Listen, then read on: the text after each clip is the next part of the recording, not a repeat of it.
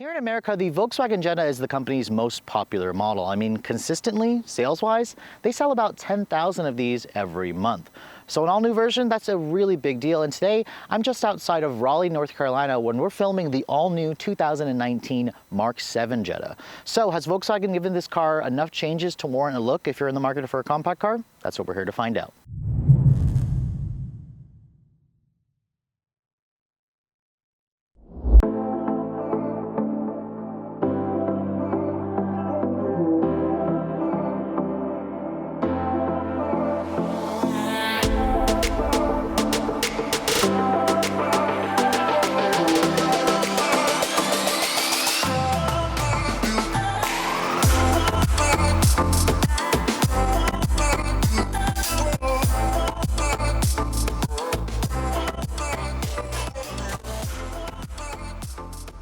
So although America continues to keep dumping sedans for crossovers, Volkswagen has given the Jetta a full redesign for the 2019 model year. And if you guys remember the old Mark 6 Jetta, it was based on a platform that dated back to the old Mark 5 Jetta, whereas this one is now riding on the all-new Volkswagen MQB platform, the same platform that we know and like from the Volkswagen Golf and the Atlas and the Tiguan. You can see the styling of this new Jetta is definitely different. It has a much larger grille, especially on this particular one here, the SEL. It's got a little bit more chrome in it. If you guys go for the new R-Line trim, we'll have like blacked out portions in the grille. Now, one thing I really like that Volkswagen did is they made LED headlights as standard equipment on all trim levels.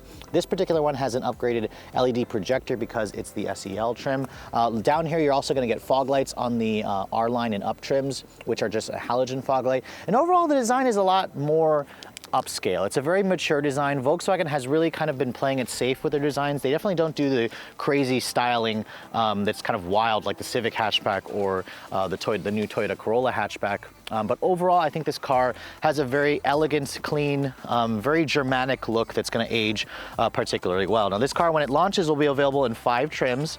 This particular one is the SEL Premium. It's at the top of the line. It comes standard with these 17-inch alloy wheels with kind of the wheel-like finish, the turbine finish. It's kind of going with all the styles. The wheel sizes are going to range from a 16 to a 17. Alloy wheels are now standard across every Jetta in the lineup. Now, size-wise, this car is roughly about 1.3 inches longer in the wheelbase. Overall length remains the same. Its wheelbase is now the same as a Honda Civic, the current gen, so Volkswagen kind of gave it that more stretched mid-size proportions. Now, at the rear of the vehicle, this vehicle has also reverted back to a twist beam semi-independent rear suspension, kind of like what the Mark 6 had at first. I'll reserve judgment until I actually get this thing out on the road, and we'll see if the ride quality or the handling has changed. Now, at the rear of the car, this is really where you're going to see a lot of design and cues from Audi. It has a very baby Audi look to it. The LED taillights are standard on my tester. It's also an LED turn signal. And I think the rear is particularly handsome. I think it'll age very well. Some of you may question it as being a little bit boring, but again, people in this segment are really going to appreciate the subdued styling. I really like the trunk lid here that has kind of like this integrated spoiler. The one thing I don't like about this car are the fake exhaust tips, which don't even have a hole through the actual muffler. It's kind of making it look like a dual exhaust. Volkswagen and Audi has been very, very guilty of making the exhaust tips fake. Now, the trunk capacity of the Jetta has also been pretty large. And when you open up the trunk, this is measuring around 16 cubic feet of space. So it's a pretty big trunk, which is definitely important in this segment, especially if you guys, don't particularly care for the hatch design. Underneath this floor here, you do get a temporary spare tire, so that's nice. Volkswagen doesn't make you deal with a fix-a-flat kit. So if you guys pick a Jetta SE trim and up, you're going to get the company's smart key access system with push-button start as standard. Unfortunately, there is no remote start from the factory. You may be able to add that as a dealer accessory. This is the new current Volkswagen key fob. It feels really light, which is in contrast to the previous ones that felt a little heavy with the switchblade. This obviously doesn't have that feature anymore. Now, when you first approach the Jetta, you will notice the door handle here has like a little indentation here for your finger. Just touch that portion and it actually locks the door. To unlock it, just touch your hand on the back of the handle. There's a sensor, and that will unlock the door for you. Now, looking at the interior of this all-new version, you can see Volkswagen has really done what they had to do to make this interior, much nicer. The previous generation was deeply criticized for having a cheapened interior, and you can see Volkswagen has really rectified that. I really like the two-tone that my tester has here with the actual real leather seats that feel really nice. They're also heated and cooled. It's one of the only vehicles in the segment that offers that. My tester also has a panoramic sunroof, which is also nice. The seat is a 6-way or 8-way power driver adjustment with a 3-person memory. So that's very rare in this segment. You don't typically find that feature in the compact segment. Now when you get inside the vehicle, it has a typical sedan step-in height, so this is nice. And then when you shut the door, it sounds really solid. This is now based on the MQB platform, which we all love in the Volkswagen Golf. Now, to start the vehicle up, there's a button here, down here by the shifter, just like all the other Volkswagens. Put your foot on the brake, and then push this button here to fire up the engine. And you can see my tester has the Volkswagen digital cockpit display, which you get on SEL and SEL premium trims. It's definitely a nice upscale modern touch. It looks really great with the 8-inch touchscreen display that you get on this upper trim with this actual display. It's customizable. You can change this so many ways. It also has multiple interior lighting options that you can change the color to based on your mood. So it's really nice. Now let's look at the rest of the materials in here, because Jettas were criticized in the past. And you can see they've gone back to a soft touch dash material here, which the old one had if you had like an upper trim, although when they first came out, they all had cheap materials. You have this silver painted plastic trim here, which looks nice. It's definitely not going to fool you into thinking it's aluminum. You have that faux stitching that goes along the actual portion here. This is also soft touch. Down here, it's all hard touch plastic, which is what I expect. I actually really like how Volkswagen put the screen over here, the vents back here, or down here. If you don't like those tablet style displays, you'll notice that Volkswagen is not doing that yet. They're still integrating it into the actual dash. The door panel here is also soft touch, which is nice. You have an aluminum door handle. The previous generation only had hard touch plastic on the door panels here, so they've definitely improved that. It's also soft touch right here. The window controls, they're automatic for the driver, for the front passenger, and for the rear, one touch, all 4. So that's really nice. It's a nice premium feature that they've gone back to, which is good. You have storage down here for cups, for anything else. Over here, you're going to notice a good amount of controls here. You have your climate control stuff right here with 3 big knobs. You have your heated and cooled seats, which Volkswagen lets you actually turn both at the same time. That's very much like a Mercedes and Volvo. It's a cool feature that they offer if you guys really want cooled seats. Down here you have some good storage for your phone. You have a USB port right there. It doesn't look like it's a wireless charging pad, which is definitely interesting. I was expecting VW to offer that. But nevertheless, it's got an electronic parking brake here. This turns off your automatic start-stop. This changes your drive mode here, changing it from sport, custom, normal, and eco. You'll also notice the gauges change color based on what mode you're in. See, that's normal, that's sport, custom, goes back to a blue, and then eco still has a blue. I'm surprised it doesn't actually turn to green, but nevertheless, it's a really nice, area for customization. I'm surprised there's a lot of empty use buttons here, which I imagine the European models may show you that, although this car is now riding on a global platform. Now down here you have cup holders, which are a good size, a little bit more storage there for your phone. This console here is interesting because it doesn't adjust anymore and it doesn't slide, and it also doesn't actually have a lock function or like a lid function, so that's interesting. You do have another USB charging port in there. It's a pretty good size glove compartment, which is good. The glove box is huge. You'll notice you'll have your XD slot right there. It's not lined with felt, but it's stamped. Now let's go talk about the head unit here, because this is the newest Discover Media infotainment system. It's an 8-inch display. This car does have Android Auto and CarPlay. The lower trim Jettas will have a 6.5-inch display. Now, when you put the vehicle in reverse, you're also going to get a really nice high-resolution backup camera. It doesn't have trajectory, although it may actually just be turned off, but it does have distance marker and no parking sensors, which is surprising. I expected this car to have it, considering the prices of that. I'll have to double check that.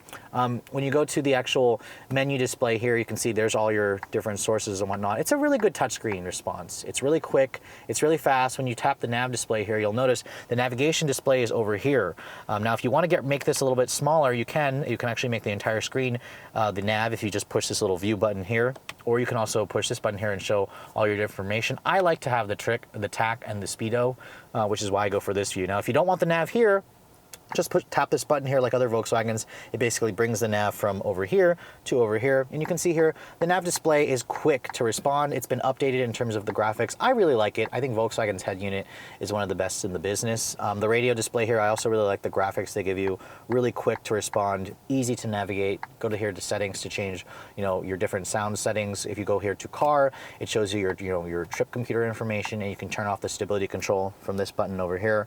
or from this area over here where you can go to settings there and whatnot. I think this system is really nice. It's a very clean, well-integrated designed system that I think a lot of owners are going to get in. It's very easy to get in this car and just know how to use it from the start. You don't really have to go through too many menus, although this right here does have a little bit of a learning curve. It's literally just the same kind of screen from Audi, just minus the Google Earth map display. But other than that, I think Volkswagen has done a really good job with this interior. It feels roomy, it has good sight lines, it has a really high quality look and feel to it. That's definitely at the top of the class in this segment. Now, the previous Jetta was also expanded in terms of its rear seat legroom, and you can see Volkswagen has carried this over for this current generation. It's still one of the largest back seats in the compact segment. It's really more approaching a mid-size car. Now, getting back here, it's pretty easy. The roof isn't surprisingly that low, so I don't have to slant, I don't have to duck my head. But when you shut the door, it sounds just like the front doors. The materials back here are hard touch plastic, so they didn't carry that through like the front seats. There's also no heated rear seats, which is a little disappointing, and then no rear seat vents. I kind of was hoping Volkswagen would include that on this top trim, since it's a top trim. There's also only one map pocket on the passenger side. Thankfully, the seats have a nice little armrest here that folds down with some cup holders. The seats themselves are still a 60-40 split. The headrest doesn't adjust, but it's at a pretty good height, at least for me. But legroom in here, you can see, is really good. There's good foot space underneath the front seats. There's a pretty large hump here, so the middle passenger is a little bit constrained in terms of space. But overall, I think VW has a good job in terms of space back here, but features, no vents, no dual map pockets, no heated rear seats. It's a little bit lacking. Some competitors offer more.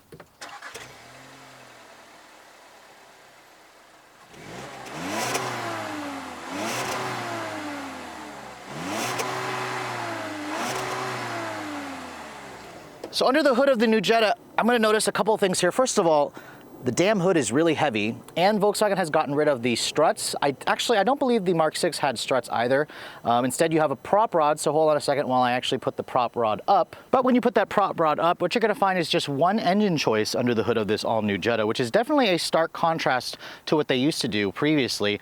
This is the company's 1.4-liter turbocharged direct injection 4-cylinder. They actually introduced this engine in the Jetta a couple of years ago. I tested it. It's the more fuel-efficient offering. Now, power actually is down this year compared to the previous generation. It's now making 147 horsepower, down 3 horsepower, but it still makes a really good amount of torque, 184 foot-pounds of torque, which is actually the same torque as what you get in the bigger 1.8 that the previous generation offered. There is no GLI right now at launch. Volkswagen says that is coming, which is the performance-oriented model. Now, this model with the the fuel economy in mind is actually rated 2 mpg better than the previous generation. It's now rated at 30 in the city, 40 on the highway on regular gas. Jettas now come standard with a 6-speed manual. Previously, you had a 5-speed as standard, and there's an optional 8-speed automatic on the base trim, standard on the upper trims. It's the only 8-speed automatic in the segment, and those fuel economy ratings are for the 8-speed auto. It also comes with start-stop technology, which is new. All Jettas are still front-wheel drive. Let's get out on the road and see how this performs, shall we? So this is my first time driving the all-new Jetta, and while this car isn't really much to look at on the outside, how is it like to drive? Because let's be honest, people who buy a car like this, driving dynamics, they're important, but really you just want a very comfortable, fuel efficient, reliable, technology packed commuter car. So how does this Jetta feel when you get out on the road?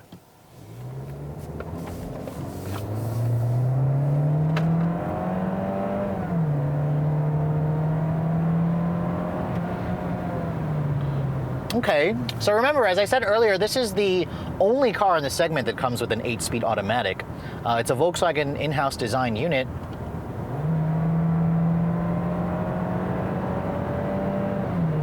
It's got really good responses for an 8-speed auto. I mean, this is probably one of the best conventional automatics you can find in the segment. It's really up there with Mazda's Skyactiv transmission in the 3. However, this has 2 more gears.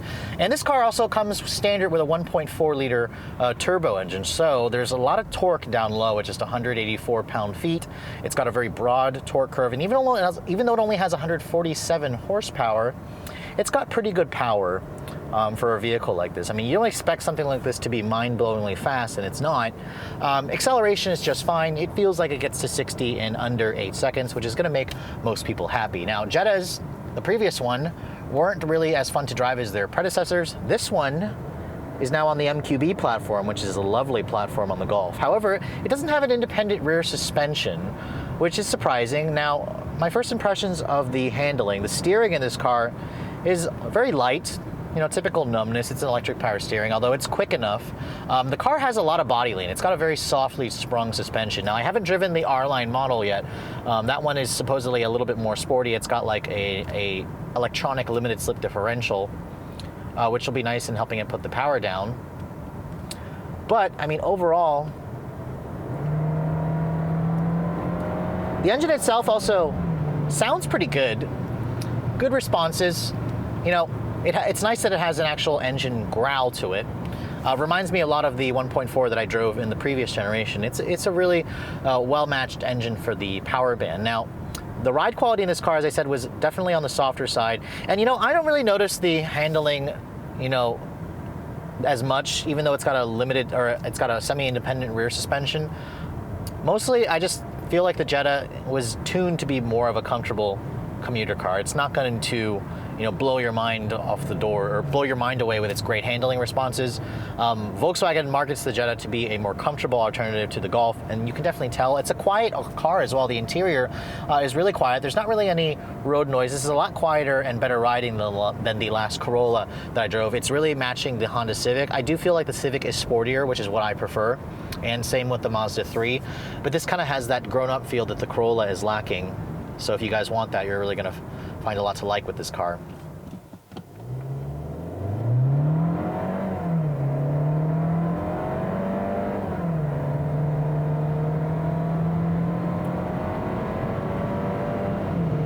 I am a little sad that Volkswagen doesn't offer the 1.8 liter turbo anymore, which had about 20 more horsepower than this, but you know, the power is going to be sufficient for most people, and fuel economy is really what they were targeting. This gets, as I said, 2 miles per gallon better than its competitors. Now, I'm not going to be able to comment on what I'm getting fuel economy wise because this is just a shorter media drive, but you know, that's really about all the numbers. People want to see that 40 mpg mark. This car has really good visibility as well, great view out of the front, big side mirrors. It's got all the driver assistance tech. I actually found that the lane keep assist in this car, it works really well. It works pretty much as well as anything else on the market, better than what Toyota does in the Corolla for sure. But I mean, you're just gonna really basically get in this car and feel like you paid a lot more than you actually did. It has a very premium upscale feel to it, very baby Audi-esque. So if you guys are coming from a previous generation Jetta, they've definitely improved it. Is it a sportier Jetta? Not necessarily. I'll have to wait until I drive the GLI model to confirm that.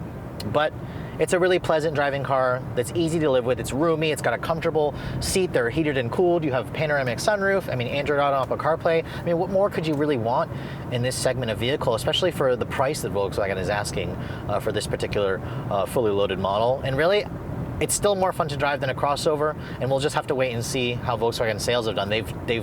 Their sales in the US, their crossovers have actually reached the 50% mark, and there was a time where just a few years ago, it was really only like at the 15 to 20% mark. So bravo on Volkswagen for, you know, building 2 SUVs and really improving their sales, despite the fact that, you know, they're still trying to clean up their image from the whole Dieselgate emissions scandal.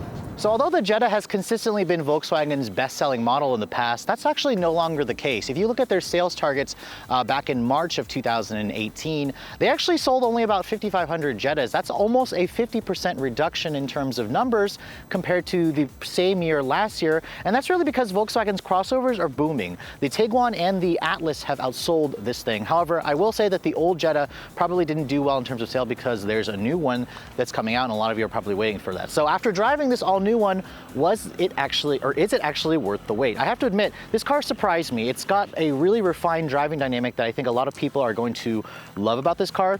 It has a very mature baby Audi feel that's kind of been missing in the previous Mark 6 generation for a long time. The handling while it isn't the sportiest, it's definitely one of the smoothest. It's got a lot of power and torque from its engine, its 1.4 engine, and the 8-speed automatic is also a really good partner. It's the only 8-speed in the segment, so if you guys don't want a CVT or you don't want a 6-speed auto, this is really the one you're going to want to get. So what's it going to cost to put the Jetta in your driveway? Well, this car actually is cheaper than the previous generation. It starts at around $18,545, which is only about $100 cheaper. Considering that Volkswagen gave this car a lot more standard equipment, I think it's a pretty good deal. Add $850 for the destination and add $800 for the automatic. Now, most of you are probably going to go to an SE trim, which is around $22,400. It gives you features like the dual zone climate control, the push button start, the upgraded head unit, the driver assistance like the blind spot monitoring with their cross traffic alert. I mean, that one is probably going to be the more mainstream one. This particular one that I'm driving is the SEL Premium. This one starts at just under 27 grand.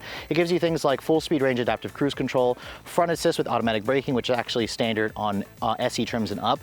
The active lane keep assist. It has the upgraded head unit and 400 watt audio Beats sound system, which is definitely nice. And then those 17-inch wheels, the upgraded headlights, the digital cockpit display. You know, at $28,000 with destination, the Jetta makes a pretty good value, and it's right in line with all of its competitors, you know, right under that $30,000 range. So if you guys are looking for a compact car, you know, with the only 8-speed automatic, standard turbo power, really good gas mileage, a huge back seat, lots of room, you know, good, mature, comfortable driving dynamics, the Jetta definitely should be worth a list if you guys are shopping for a vehicle like this. But anyways, I hope you guys have enjoyed my full overview on this 2018 Volkswagen Jetta SEL Premium.